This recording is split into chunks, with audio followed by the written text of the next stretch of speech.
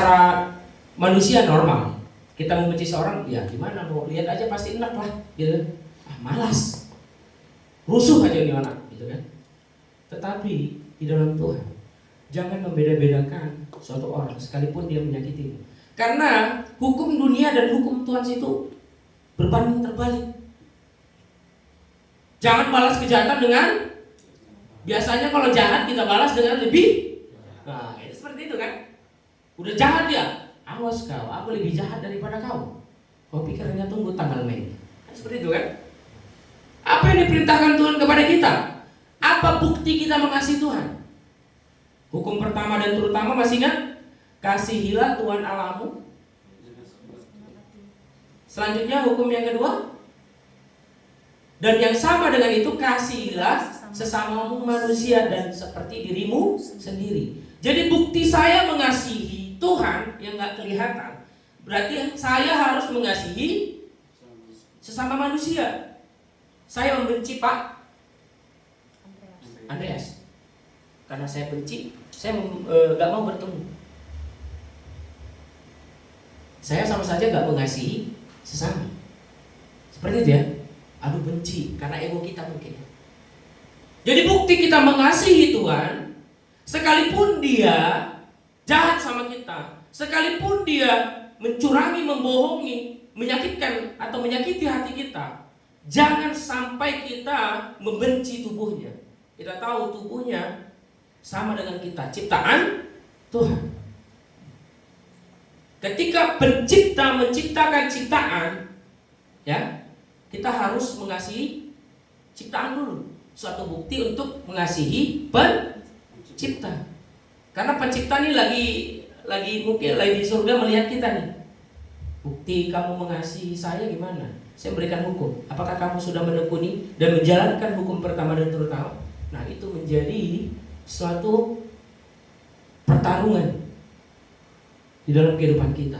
Secara normal, secara manusiawi, ya kita boleh seperti itu secara manusiawi. Tetapi kita di dalam Tuhan, sekalipun dia membenci kita, sekalipun dunia dia membenci kita, andalkan Kristus untuk mengasihi mereka. Secara manusia mungkin kita tidak bisa mengasihi dia, tetapi kenakan kasih yang Tuhan berikan kepada kita. Kasih yang Tuhan berikan kepada kita. Cara saya mengasihi kamu, saya tidak bisa. Tapi cara Tuhan yang saya gunakan untuk mengasihi kamu, pasti bisa. Memang ya, hukum Tuhan ini berbanding terbalik. Gimana satu contoh studi kasus, ada seseorang misalnya contoh, saudara saya dibunuh, saya tahu orangnya, terus suruh Tuhan untuk mengasihinya. Secara manusia saya kalau kamu mengasihi nggak, mengampuni nggak? Pasti balas ya. Itu normal, pikiran yang normal. Betul ya? Gimana mungkin saya mengasihi dia? Saudara saya dibunuh. Udah sampai membunuh, ini tahap membunuh. Masih cuma sekedar hanya omongan, itu biasa. Seliwiran yang omongan biasa itu. Ini sampai membunuh. Bagaimana mungkin kita bisa mengampuni? Tetapi Tuhan mengatakan kepada kita, mengampuni. Karena segala sesuatu itu udah dalam rencana Tuhan. Amin. Seperti itu. Jadi yang pertama tadi, bagaimana terjadi perpecahan, adanya ego dan ambisi pribadi. Yang kedua, perbedaan pengajaran dan doktrin. Yang ketiga, kurangnya kasih dan kerendahan hati. Yang keempat, konflik kepemimpinan atau budaya. Selanjutnya saya membahas sikap Alkitab terhadap perpecahan. Bagaimana sikap yang Tuhan ajarkan kepada kita. Kita ingat pada waktu Yohanes 17 ayat 21, kita buka dulu. Yohanes 17 ayat 21.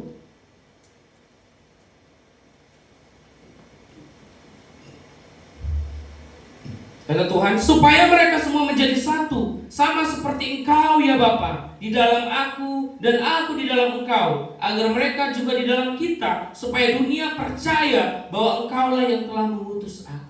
Yesus berdoa untuk kita, untuk dunia. Allah mengambil sikap berdoa supaya kita bersatu. Bersatu di dalam Yesus Kristus. Amin. Itu sikap yang Tuhan ambil supaya tidak ada perpecahan. supaya kita menjadi satu di dalam Kristus. Yang kedua, Paulus menasihati agar tidak ada perpecahan dalam 1 Korintus 1 ayat 10. Sorry ya, banyak ayat supaya kita dinasihati melalui Alkitab saja paling banyak. Tetapi aku menasihatkan kamu, saudara-saudara, demi nama Tuhan kita Yesus Kristus, supaya kamu seia sekata dan jangan ada perpecahan di antara kamu, tetapi sebaliknya supaya kamu erat bersatu dan sehati sepikir.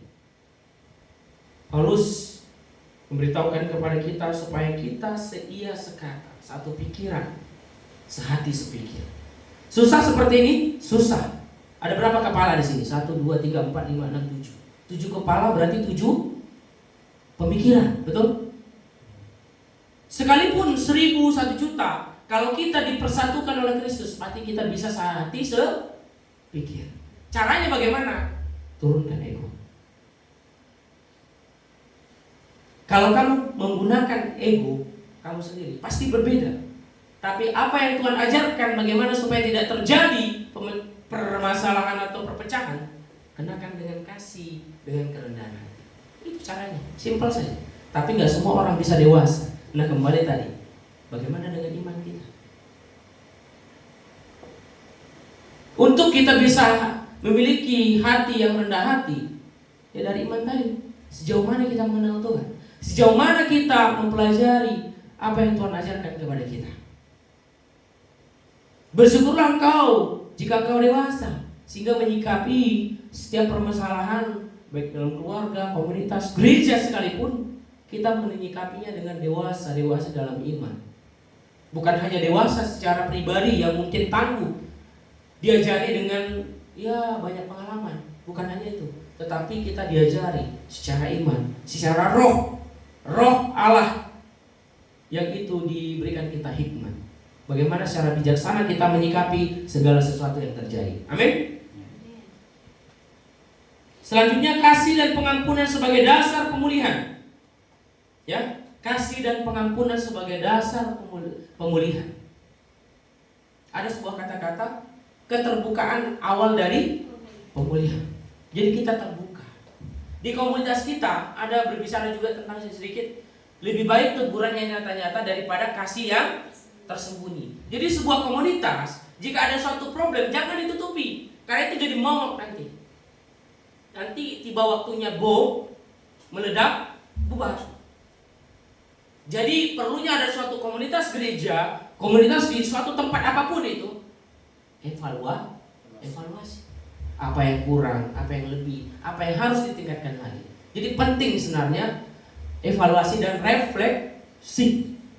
Baik refleksi iman, baik refleksi pribadi, hati kita bagaimana? Bagaimana kehidupan kita sebagai anak Tuhan? Bagaimana sikap hati kita di tengah beberapa kekacauan dunia ini yang telah kita lihat? Ya kan? Seperti itu ya. Dan juga relevansinya untuk gereja masa kini. Perpecahan masih terjadi karena isu teologi budaya dan kepemimpinan. Ya, ini terjadi ya. Mungkin konsep teologi seseorang itu nggak cocok sama kita. Saya pikir ini terlalu cocok logi nih, memaksakan suatu kehendak ini. Maunya Tuhan nggak seperti ini. Tapi karena adanya ego dibungkus itu dengan konsep-konsep Alkitab, saya pikir ini nggak bisa ini. Motivasinya udah lain. Bisa terjadi. Kemudian budaya, seperti yang saya bilang, saya maunya orang Batak aja semua di sini, atau orang Nias aja semuanya, atau orang Chinese. Seperti itu. Ada terjadi. Tidak lain tidak bukan, makanya ada gereja Batak aja, betul ya? Nias saja. Ada kan? Bukan berarti ya nggak semua terjadi gereja-gereja seperti itu, bukan karena perpecahan. Mungkin memang membuat komunitas aja supaya nggak mati budayanya, nggak mati mungkin di wilayah-wilayah itu kayak perkumpulan paguyuban sesama suku gitu ya. Ada saja. Tetapi ada yang karena perpecahan. Yang udah misal gerejanya BNKP ya kalau orang Indonesia, ada lagi pecah karena mungkin di komunitas Indonesia itu nggak baik, pecah lagi. Nah itu pokoknya kita tidak lari dari perpecahannya. Selanjutnya, pentingnya dialog dan rekonsiliasi dalam kasih Kristus. Seperti yang saya katakan tadi, di dalam sebuah komunitas gereja, pentingnya kita rekonsiliasi, pemulihan, evaluasi.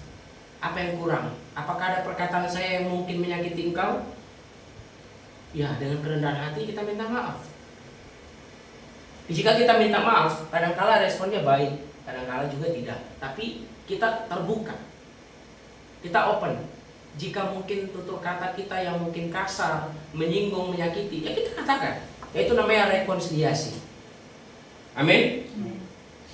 Dalam kasih Kristus ya, dikunci dalam kasih Kristus. Bukannya ketika awal-awalnya aku baik, tapi nanti tengok di belakang, supaya tengok orang aja ini aku baik. Ada kan kayak gitu? Iya, dalam komunitas baik, di luar udah nggak tahu dah. Baku hantam, baku sedo. Bahasa apa itu? Baku sedo. Bahasa kurasa Manado ya kan? Berantem dia, cekcok. Selanjutnya, gereja dipanggil menjadi tubuh Kristus yang satu. Kristus sebagai kepala dan kita adalah anggota. Jadi sekalipun kita berbeda, sekalipun otak pemikiran ego kita berbeda dalam kehidupan ini, jangan kita bawa di dalam sebuah komunitas, apalagi di komunitas gereja. Karena nanti berjumpa balikan atau berbeda pastinya. Saya maunya ini, kamu maunya itu, belum tentu bisa sama. Ya udah ini aja deh, jarang terjadi. Tapi untuk supaya satu di dalam tubuh Kristus yang kita kenakan kasih Kristus, yang memusatkan bahwa di dalam komunitas gereja kita Kristus sebagai kepala. Amin. Seperti itu. Apa solusinya?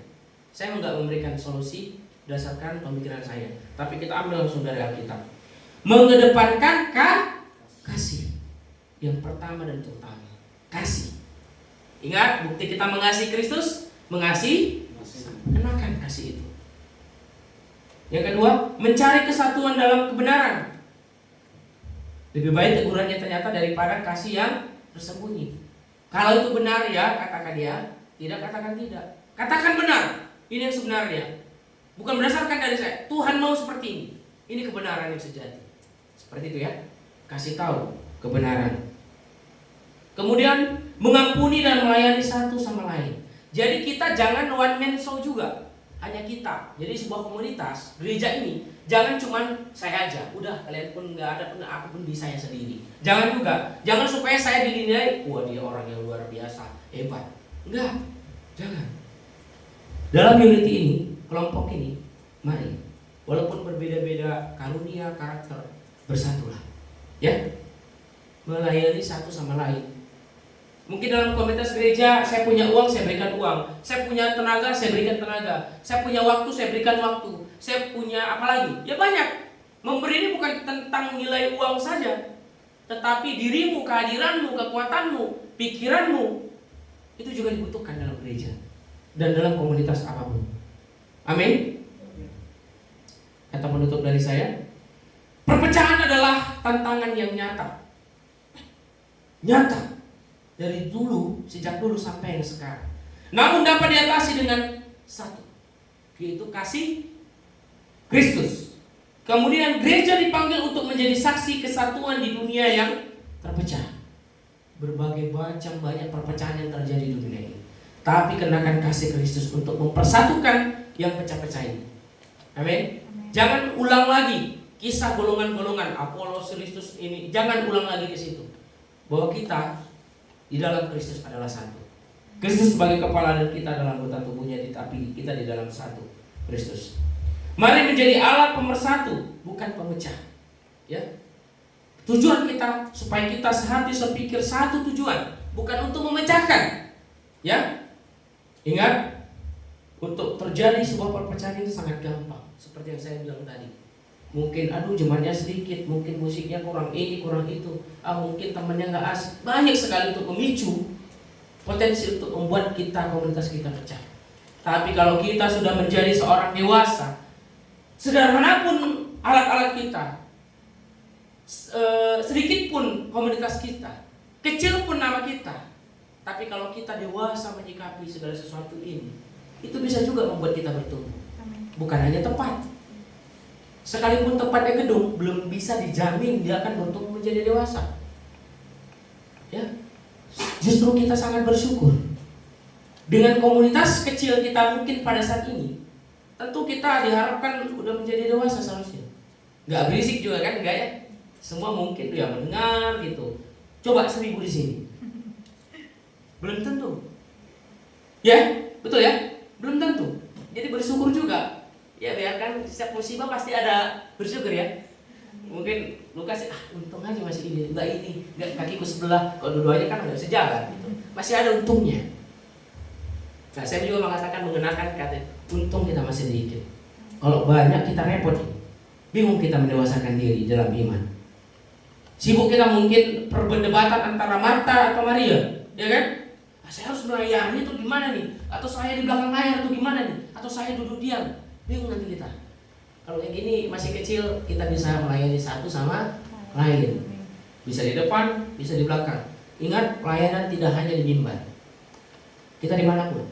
Pelayanan seharusnya paling banyak sebenarnya di luar.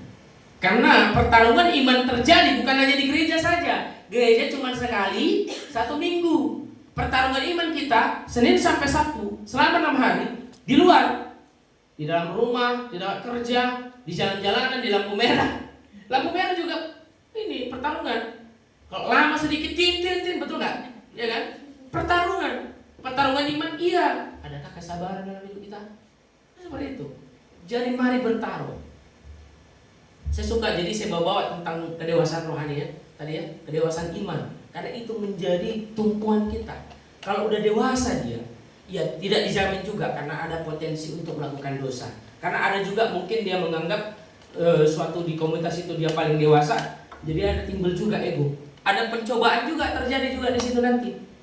Tetapi mari keinginan kita, kemauan kita, keberadaan kita, bila kita dipersatukan oleh karena Kristus. Amin. Seperti itu ya. Jadi apa yang harus kita ambil sikap untuk menjaga komunitas kita? Komunitas bukan hanya di gereja, tempat kerja, tapi di keluarga. Gereja juga komunitas atau unit kelompok. Kenakan kasih Kristus. Itu yang pertama dan terutama. Dan yang terakhir saya katakan, gunakan kasih Kristus untuk mengampuni, untuk merendahkan diri. Artinya merendahkan diri itu, ya saya hormati. Seperti itu ya. Amin. Kita tundukkan kepala, kita berdoa. Kami menyadari Tuhan bahwa keegoisan kami itu bisa menghilangkan damai sejahtera orang atau kelompok atau komunitas. Tapi kami percaya belajar pada saat hari ini kami mengenakan kasih Kristus, pikiran-pikiran Kristus, dan pikiran-pikiran kami adalah berdasarkan Engkau sendiri Tuhan. Supaya kami tidak mengecewakan komunitas-komunitas yang sudah terjadi, mengecewakan komunitas-komunitas yang sudah sehat. Dan biarlah kiranya Tuhan Engkau memberikan kepada kami hikmat, sehingga kami menempatkan diri kami di tempat dimanapun kami berada secara bijaksana dan dewasa di dalam iman kami kepada Engkau Tuhan. Ampuni setiap kami Tuhan, jika kami masih banyak kurang belajar mengenal Engkau Tuhan, belajar mendewasakan diri kami dalam iman. Ampuni itu kami Tuhan, jika itu menjadi kesalahan kami. Biarlah kami membawa damai, membawa sukacita di dalam kelompok kami Tuhan, terselip di dalam hati dan pikiran kami, supaya kami dipersatukan oleh Kristus yang menjadi kepala atas kami. Sekalipun manusia tidak mengembalakan kami Tuhan, yang mengarahkan menuntun kami, tapi kami percaya Engkau menuntun, mengajarkan, mengarahkan kami melalui iman kami yang berdasarkan Engkau sendiri. Karena Engkau telah memberikan roh-Mu kepada kami. Jadi itu menjadi satu kasih karunia yang boleh kami rasakan dan kami miliki. Tidak diberikan oleh dunia ini, tidak diberikan oleh manusia, tetapi Engkau sendiri sebagai Tuhan dan Juru Selamat kami. Engkau menawarkan dan memberikan kepada kami secara cuma-cuma. Bukan kami dapat tukar dengan kekayaan kami, kekuatan, kehebatan kami, tetapi karena kasih-Mu yang begitu besar Kau berikan kepada kami. Itu sangat berharga di dalam kehidupan kami. Karena kasih-Mu, kesetiaan-Mu, kebaikan-Mu menjadikan kami berharga di mata-Mu. Terima kasih segala Engkau perbuat di dalam kehidupan kami Tuhan. Dan biarlah kiranya Tuhan Engkau mendewasakan setiap kami di tempat ini. Dan keinginan kami, kerinduan kami dan sesuai kehendak Tuhan. Bila Engkau tambah-tambahkan jumlah di tempat ini, kami percaya hingga pada waktunya Engkau akan memberikan kepada kami. Kami tidak menuntut, tetapi kami meminta Engkau saja yang beracara dan berencana di dalam setiap pelayanan-pelayanan kami. Tetapi walaupun kami sedemikian rupa, kami sedikit tidak menghilangkan sukacita kami untuk mengenal, untuk menyenangkan hati-Mu Tuhan. Biarlah mulut bibir kami dan hati kami tidak jauh daripada Engkau Tuhan. Tetapi seluruh kehidupan kami mau persembahkan untuk hormat kemuliaan nama Tuhan. Dan segala sesuatu kami berikan untuk Tuhan Yesus. Bila Engkau yang menjadi pusat otoritas dalam kehidupan kami. Engkau berkati setiap hamba-hamba-Mu di tempat ini yang belum menyempatkan hadir di tempat ini. Jika mereka bekerja Tuhan pada hari ini, Engkau berkati, selamatkan mereka dalam pekerjaan mereka. Berkati mereka, berikan kesehatan dan pemeliharaan sempurna Tuhan memberkati mereka. Kami percaya bahwa kasih dan pengampunan Tuhan selalu Tuhan nyatakan di setiap hati dan pikiran mereka. Ketuk pintu hati mereka jika mereka malas Tuhan. Dan begitu juga kami Tuhan.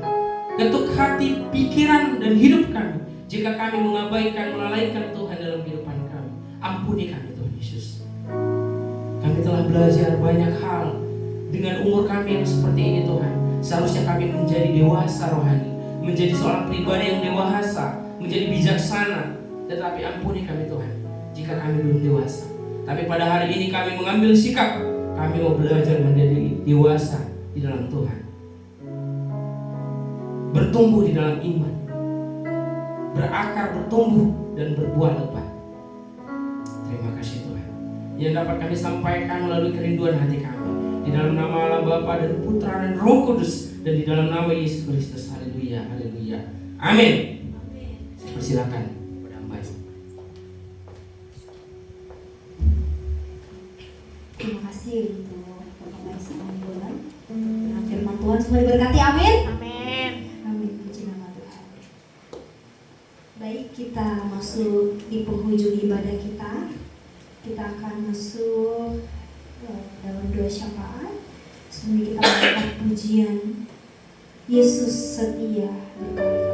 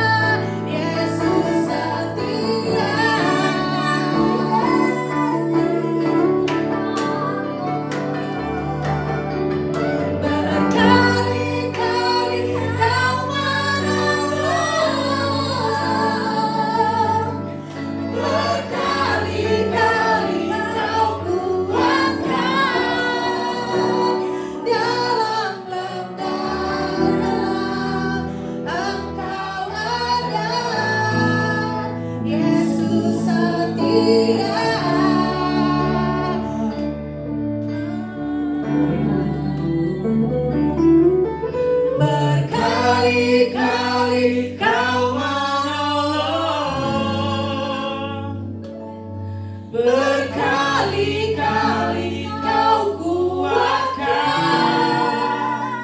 dalam rasa sakit. Engkau ada, Yesus setia.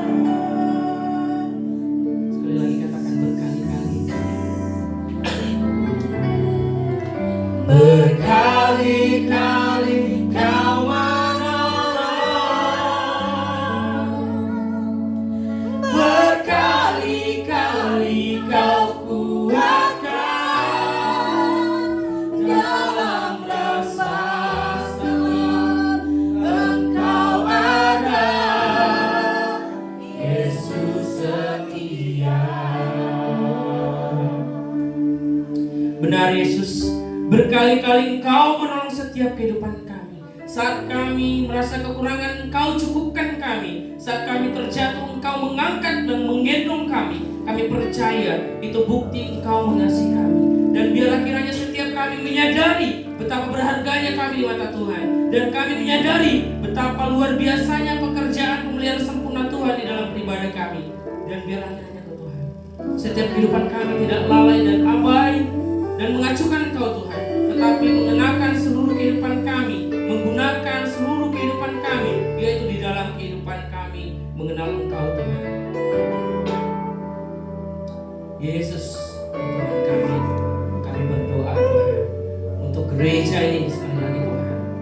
Berdoa untuk pertumbuhan iman di gereja ini, supaya gereja ini Tuhan semakin terus diberkati oleh Tuhan, terus dimotivasi untuk terus bangkit menjadi pemberita-pemberita, menjadi seorang yang diutus Kristus untuk mempersatukan setiap orang-orang yang mungkin mengalami perpecahan. Kami menyadari bahwa kami terpanggil untuk mempersatukan di dalam Kristus. Bahkan setiap kami terpanggil untuk menjadi seorang pribadi, memberitakan Injil keselamatan Tuhan di dalam setiap kehidupan kami. Kami mengambil sikap karena Engkau sendiri yang mengutus kami. Biarlah kami menyadari itu Tuhan. Jika hamba-Hambamu di tempat ini dan hamba-Mu yang belum datang di tempat ini yang mengalami sakit penyakit, di dalam nama Allah Bapa, Putra dan Roh Kudus, sehat, sembuh, sempurna. Yang rusak organ-organnya diganti dengan organ yang baru. Bukan hanya sembuh, tetapi sempurna, menjadi ciptaan baru. Kami percaya Tuhan, karena kami adalah ciptaan baru di dalam Engkau Tuhan. Yang lama telah berlalu, sesungguh yang baru sudah datang. Dan kami menjadi seorang ciptaan yang baru. Dan kami berlatih hari demi hari, setiap harinya, menjadikan diri kami ciptaan baru. Ampuni kami Tuhan setiap kelalaian yang terjadi dalam kehidupan kami. Dan kami berdoa Tuhan, Engkau memelihara Tuhan setiap keluarga-keluarga di tempat ini. Kami yakin dan percaya pemeliharaan sempurna Tuhan memelihara kami dengan baik, dengan sempurna, mencukupkan dengan segala sesuatu. Dan Engkau memberkati seluruh jerih lelah kami Tuhan. Kami percaya itu, kami membawa berkas-berkasnya, yaitu kemenangan, kedamaian. Dan itu hanya Engkau sendiri yang memberikannya. Dunia ini tidak memberikannya kepada kami Tuhan, tetapi Engkau sendiri sebagai sumber kedamaian dan damai sejahtera itu Tuhan. Kami berdoa untuk pada Tuhan kami, Pak Nurul, Kau berkati hamba-Mu yang setia itu Tuhan. Berkati keluarganya, kesehatannya, seluruh kehidupannya diberkati oleh Tuhan dengan sempurna, dijauhkan dari celaka mara bahaya. Begitu juga kepada kami semua di tempat ini. Karena kami yakin terus dan percaya bahwa pemeliharaan sempurna Tuhan menjaga melindungi kami. Kami juga berdoa untuk bangsa negara kami di tempat ini, di Indonesia ini. Engkau memberkati setiap pemimpin-pemimpin. Kami menyadari setiap orang yang memiliki label pemimpin, biarlah mereka dipimpin oleh Tuhan saja. Jika mereka dipimpin oleh Tuhan, kami yakin dan percaya suara yang keluar, kebijaksanaan yang keluar, kebijakan-kebijakan yang keluar ini berasal daripada Engkau Tuhan, untuk mensejahterakan dan berlaku adil di setiap tempat, keadaan, dan kondisi. Kami percaya presiden sampai pemimpin terendah, Engkau memakai mereka menjadi alat perpanjangan tangan Tuhan untuk memberkati seluruhnya anak-anakmu di Indonesia ini.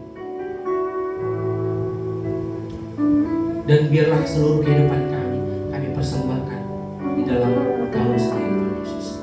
Di dalam nama Allah Bapa dan Roh Kudus, kami mau menerima berkat daripada Tuhan. Pertolongan kami ialah datang daripada Tuhan yang memberkati serta melindungi kami. Kau berjanji kepada kami, Kau menghadapkan wajahnya, memberikan kami damai sejahtera. Dan Kau memberikan wajahmu dan memberikan kami damai sejahtera. Percayalah dan setialah kepada Tuhan. Jadi kalau Tuhan sebagai sandaran dan andalan dalam hidupmu, kemanapun engkau bekerja, pergi, dan apa yang diusahakan oleh jerih payahmu diberkati, dibuat Tuhan menjadi berhasil dan beruntung. Diberkati studimu, pekerjaanmu, keluargamu, seluruh kehidupanmu diberkati oleh Tuhan. Dalam nama Allah Bapa, Putra dan Roh Kudus, itu di dalam nama Yesus Kristus. Haleluya. Amin.